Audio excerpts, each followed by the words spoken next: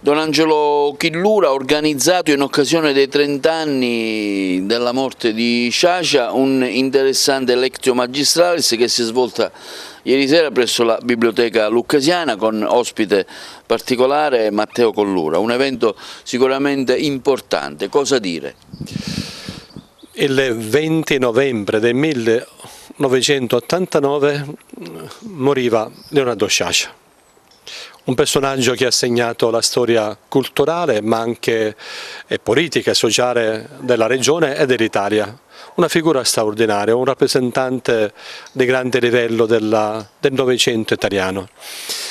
La Biblioteca Lucchesiana ha voluto ricordare questo avvenimento invitando Matteo Collura, che è la persona che meglio può offrire una testimonianza qualificata su Leonardo Sciascia, perché Matteo Collura è stato amico, intimo amico di Leonardo Sciascia e ha scritto la biografia su Sciascia e diversi libri su Leonardo Sciascia, quindi è la persona che poteva certamente dire delle cose interessanti su Leonardo Sciascia. Ieri in Lucchesiana c'è stata questa Lectio Magistralis con la quale Matteo Collura ha presentato la statura morale, non soltanto culturale, di questa personalità.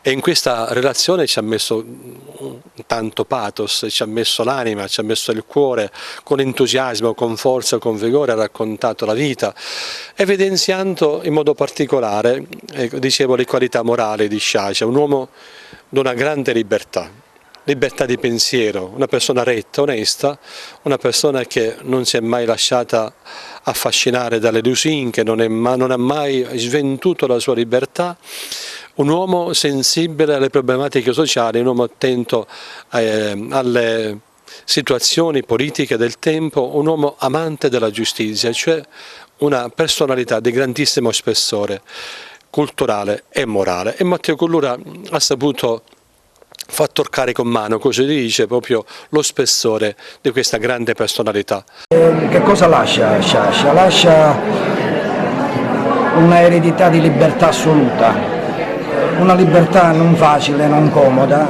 di colui o colei che resiste alla lusinga del guadagno. Essendo libero, diciamo, dai bisogni necessari, avendo il necessario per vivere, e spesso si ha più del necessario, ecco, non farsi irretire dalla lusinga del guadagno e si rimane liberi e quindi si può fare lo scrittore come lui l'ha fatto.